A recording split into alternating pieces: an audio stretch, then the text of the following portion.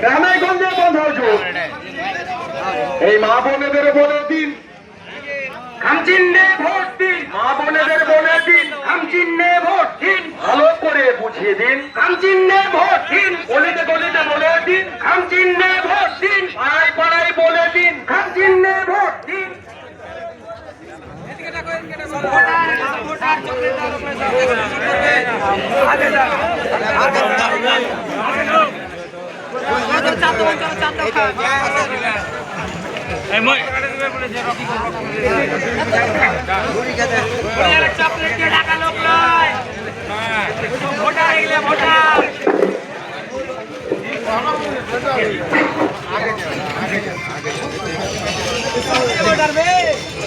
আমরা chocolate building করে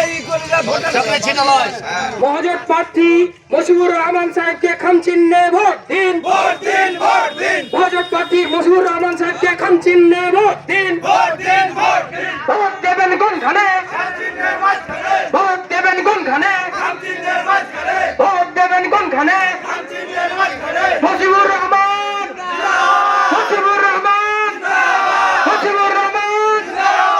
আমার ভোট তোমার ভোট, খামচিহ্নের সব ভোট, আমার ভোট তোমার ভোট, খামচিহ্নের সব ভোট, মা বোনেদের বলে দিন খামচিহ্নে ভোট দিন, পাড়ায় পাড়ায় বলে দিন, খামচিহ্নে ভোট দিন, বাজার ঘাটে বলে দিন খামচিহ্নে ভোট দিন। মশিউর রহমান, মশিউর রহমান। তৃণমূল হটে, তৃণমূল হটে, বিদেশি হটে, সন্ত্রাসবাদী বিজেপি হটে।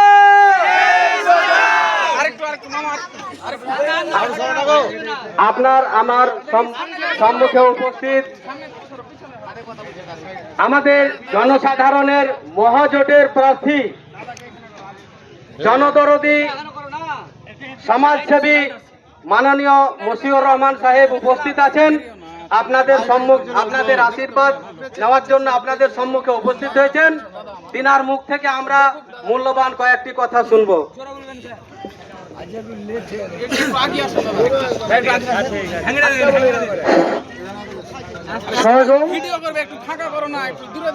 আজকে এই কাবিলপুরে আসার সময়টা অনেকটা লেট হয়ে গেল, কারণ বয়ার প্যাটকেলডাঙ্গা গোবর্ধনডাঙ্গা কয়েকটা জায়গাতে গেছিলাম, সে কারণেই হলো। তো যাই হোক, এত লেট হলেও মানুষ একদম হাসি মুখে এখানে আছেন। আমার একটা অনুরোধ আপনাদেরকে, হয়তো আমার লেট হয়েছে, বিভিন্ন জায়গাতে গেছিলাম আমি, তাই আপনাদের কাছে আমি ক্ষমা চাইছি যে এটা মার্জনা করবেন। আমি ভোটে দাঁড়িয়েছি, দাঁড়ার একটা কারণ, সারা রাজ্যে চিঠি দেওয়া থেকে শুরু করে বলা সবটাই আমরা করেছিলাম যে এলাকার মানুষ, ভূমিপুত্রের মানুষকে টিকিট দেওয়া হোক বলেছিলাম আমরা। কিন্তু এই সাগরদিঘি ব্লকে দুটো পার্টি আমাদের মোটামুটি যেটা আমরা জানি, একটা হচ্ছে তৃণমূল, একটা কংগ্রেস। বাকি পার্টি আছে কিন্তু কম্পিটিশন লড়াই করার মতন জায়গা নেই। আর একটা পার্টি বিজেপি, সেটা হয়তো আমরা অনেক সময় ধরি, অনেক সময় ধরি না হিসাবের মধ্যে। সে দুটো পার্টি কিন্তু বাইরে, সে কারণে আমাকে অনেকেই অনুরোধ করেছিল, বলেছিলেন যে আপনি দাদা দাঁড়ান, আপনি কম্পিটিশন করেন, সকলে আমরা থাকবো। সেই হিসাবে আমি সঙ্গে দিয়েছিলাম, ঠিক আছে। আমি সারা সাগরদিঘি ব্লকে যেভাবে 2.5 বছর ছিলাম, সেখানে কোনো মানুষের নামে না কমপ্লেন, না কোনো অভিযোগ, না কোনো সমস্যা, না কোনো মানুষের কথা কাটাকাটি আমার হয়নি। কেউ আমার সামনে দাঁড়িয়ে বলতে পারবে না সারা ব্লকে যে আমার সঙ্গে কথা কাটাকাটি হয়েছে। কাবিলপুরের মানুষ অনেকেই আমার মনে কিভাবে কাজ করেছেন, তারা অনেকে চিনবে, জানবে কিভাবে বসবাস করি, কিভাবে এলাকায় থাকি, কিভাবে বিলং করি, সবটাই জানবে। আমার কষ্ট হচ্ছে একটা জায়গাতে যে কিছুদিন ধরে দেখছি যে অনেকেই অনেক রকম কর্মস্থানে থাকে, অনেক পার্টিতে থাকে, অনেক দলে থাকে, বিভিন্ন জায়গায় থাকে, কিন্তু এই সাগরদিঘির সম্মান, এই সাগরদিঘির ইজ্জত, সাগরদিঘির সম্মান, সাগরদিঘির ইজ্জত ধরে রাখার মানুষ দায়িত্ব সাগরদিঘির মানুষের হওয়া উচিত, কিন্তু সেটা টাকার বিনিময়ে বিক্রি হচ্ছে। এটা মানে নেওয়া যায় না। সাগরদিঘির সম্মান, সাগরদিঘির ইজ্জত বাইরের মানুষের কাছে যদি বিক্রি করে দেওয়া হয়, তাহলে আগামী দিন সাগরদিঘির মানুষ কাঁদবে, যে মির্জাফরি করবে, তারা হয়তো কিছুদিন হাসছে, তাদের বেশি কষ্ট হবে। মির্জাফর ভালো ছিল না, এই মির্জাফর আগামী দিনে দেখবেন এদের কষ্ট হবে। তার জন্য আমাদেরকে অনেক কষ্ট পেতে হবে। মানুষ থাকবে, মানুষ মানুষের জন্য ভাববে, মানুষের জন্য কাজ করবে, সব ঠিক আছে, কিন্তু সাগরদিঘিকে বিক্রি করে, সাগরদিঘির ঐতিহ্য নষ্ট করে, সাগরদিঘির ক্ষমতা নষ্ট করে, সাগরদিঘি নিয়ে যে খেলা চলছে সেটা সাগরদিঘি সবাই বুঝতে পেরেছে। আমি এই 2.5 বছর, অনেকে কেবল মানুষ জানে, 1-2টা অবধি মানুষের সঙ্গে কথা বলেছি, যতটা পেরেছি কাজ করেছি। আমার উপরে জুলুম যে চলছে কারণটা কি? আপনাদের ফেরিঘাটের লোক ঢুকছে বাইরের, হসপিটালের লোক ঢুকছে বাইরের, পিটিশনের লোক ঢুকছে বাইরের, অকাপ নিয়ে লোক জেল খাটছে, এসআর নিয়ে মানুষের নাম ডিলেট হচ্ছে। এগুলো বলা যাবে না, এগুলো বলেছিলাম তাই আমি খারাপ, একাধিক আমার উপরে জুলুম। যদি এলাকার মানুষ, এখানে হসপিটাল আছে, সেখানে সাগরদিঘির মানুষ কাজ পাওয়া উচিত কি উচিত না? এখানে ইন্ডাস্ট্রি আছে, সেখানে সাগরদিঘির মানুষ কাজ পাওয়া উচিত না? কলকাতার লোক কাজ পাওয়া উচিত না? শামশেরগঞ্জের লোক কাজ পাওয়া উচিত? ফেরিঘাটে সাগরদিঘির ছেলে, কামিরপুরের ছেলে কাজ পাওয়া উচিত না ধুলিয়ানের লোক কাজ পাওয়া উচিত? সাগরদিঘির মাটিতে সাগরদিঘির মানুষ কাজ পাবে, সাগরদিঘির মানুষ কাজ করবে, এটাই তো হওয়া উচিত। আমাদের সাগরদিঘির লোক কজন চাকরি পেয়েছে ফারাক্কাতে, কজন পেয়েছে কোলাঘাটে, কজন পেয়েছে বক্রেশ্বরে, পেয়েছে সাঁতাল দিতে পেয়েছে, সাগরদিঘিতে এত বেশি কেন? কেন এত বেশি? এটা শুনতে চাই এই মির্জাফরদের কাছ থেকে।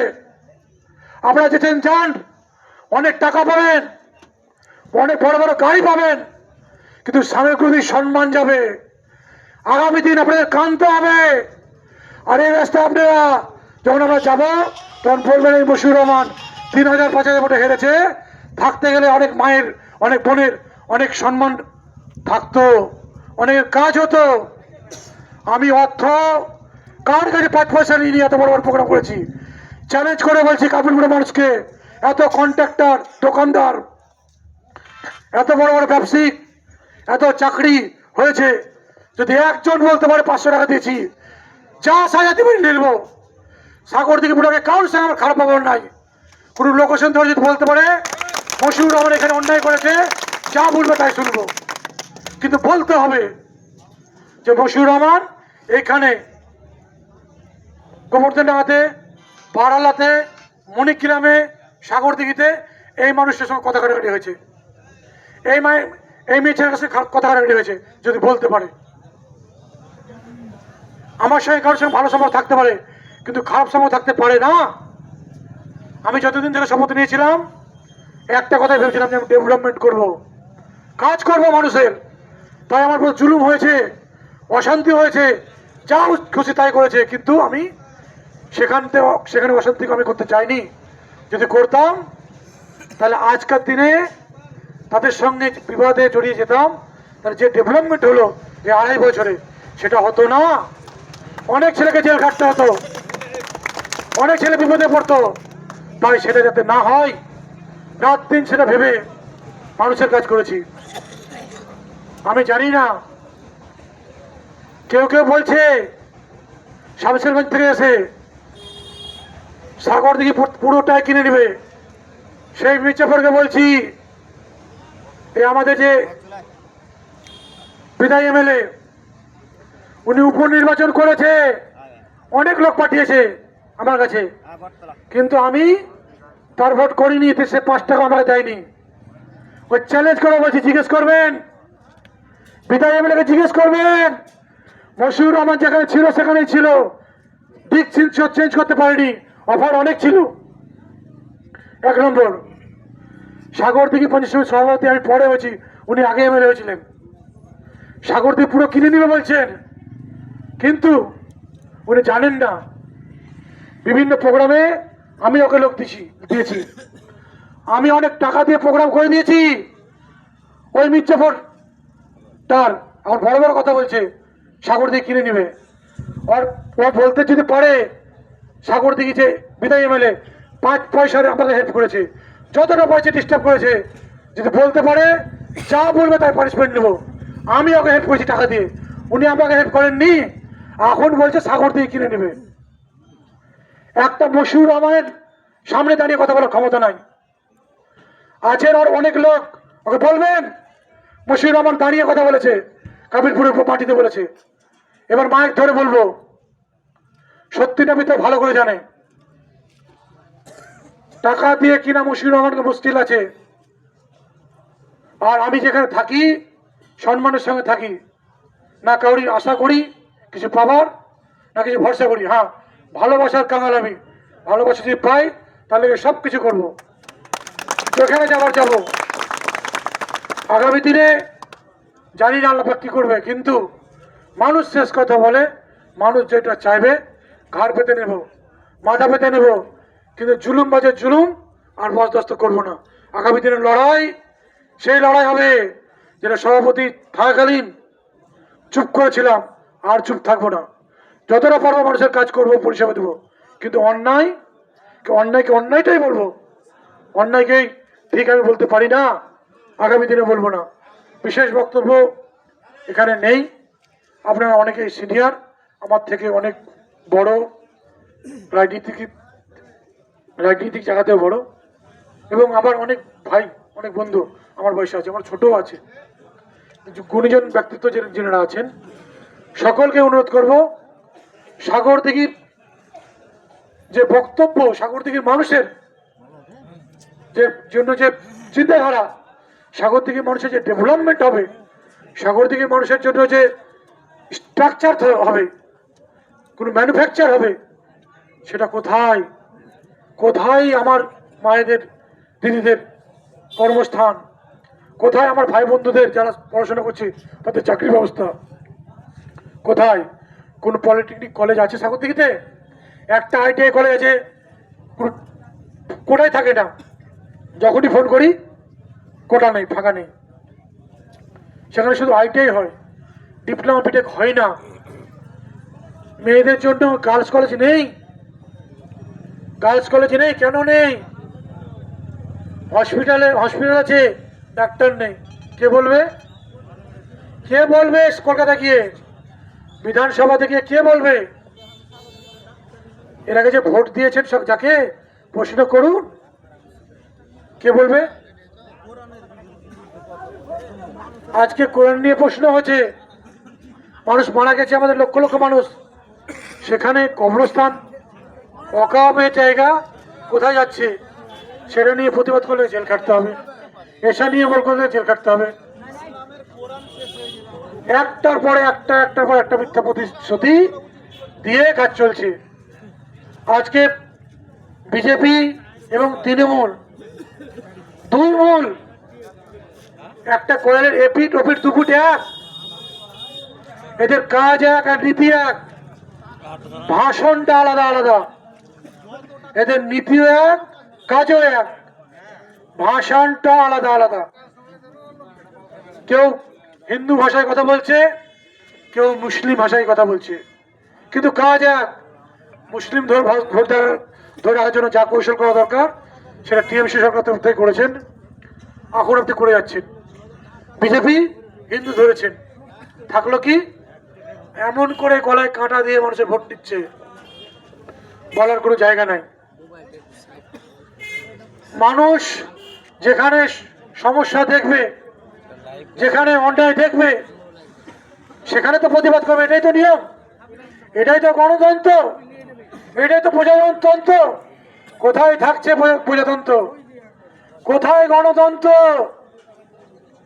এটা ভাবার বিষয় আছে আগামী দিনে। আপনারা যদি আজকে দিনে না ভাবেন, তাহলে আগামী দিন যে আসছে দিন, সেই দিন কষ্টের দিন, সেদিন মানুষের শেষের দিন এবং সেই দিন ধ্বংসের দিন। এই দিন বাঁচাতে হলে এক জায়গায় থেকে, এক কাঠা থেকে হাতে হাত মিলিয়ে, কাঁধে কাঁধ মিলিয়ে থাকতে হবে। আর প্রমাণ দিতে হবে যে সাগর দিঘি সব পারে। অন্য অন্য ব্লক যেটা পারে তার থেকে অনেক বেশি সাগর দিঘি পারে। সাগর দিঘি পথ দেখায়। আমাদের মুর্শিদাবাদ জেলাতে যখন গভর্নমেন্ট আছে 2011 সালে, তখন সাগর দিঘি মানুষ বুঝতে পেরেছিলেন যে সরকার চেঞ্জ হতে চলেছে, তখন কিন্তু সিদ্ধান্ত নিয়েছিলেন।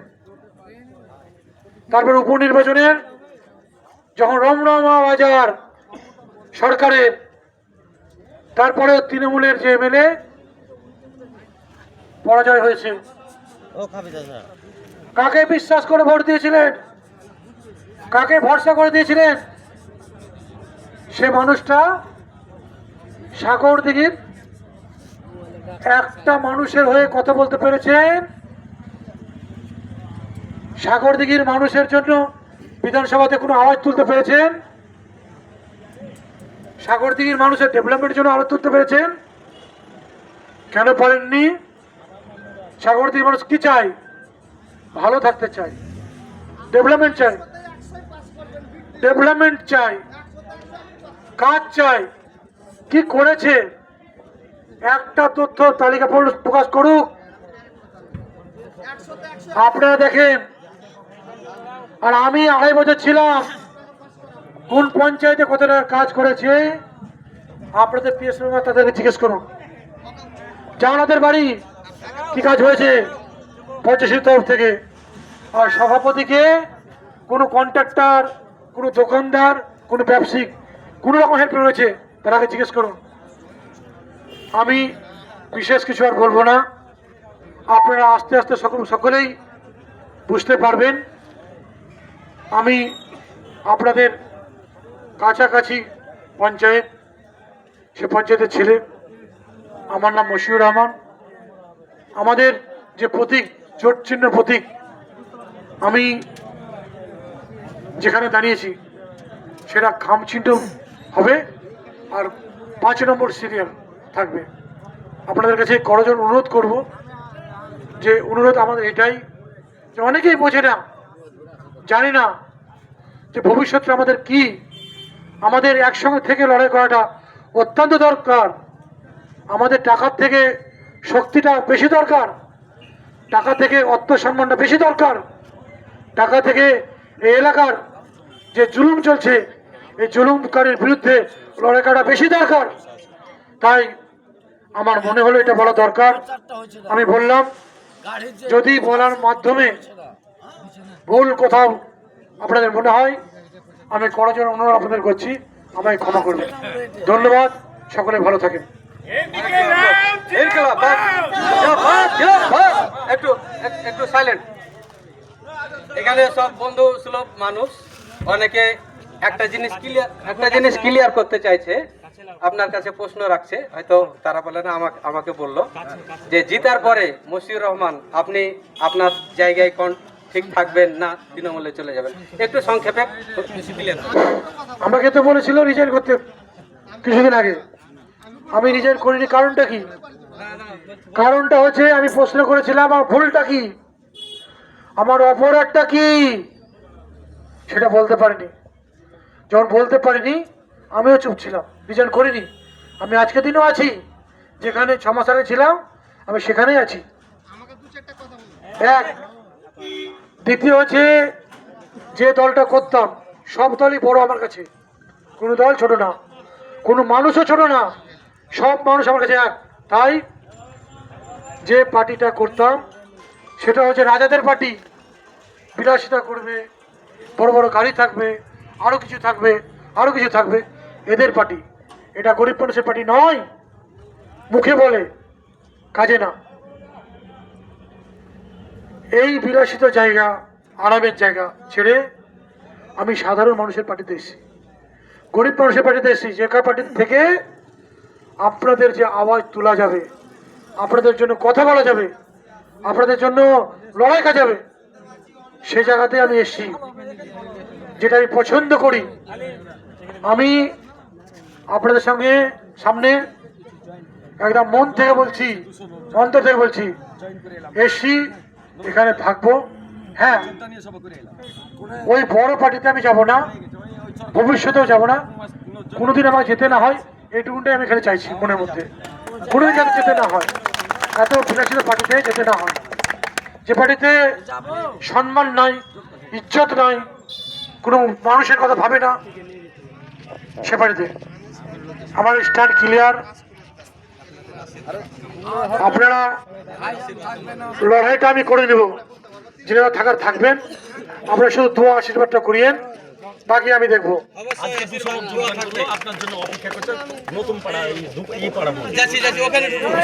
ওখানে ঢোকা হবে।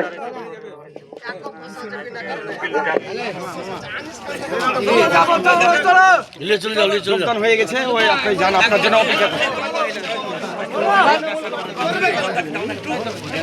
মিউজিকটা বাজে দাও মামা, মিউজিকটা বাজে দাও।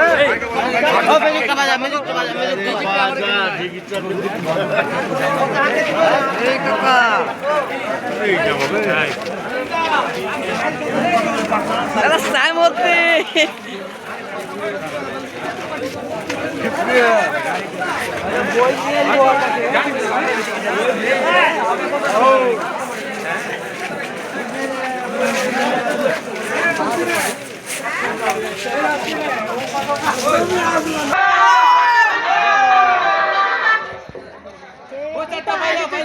tergantung dari rektor ini. Kan itu gue harus saya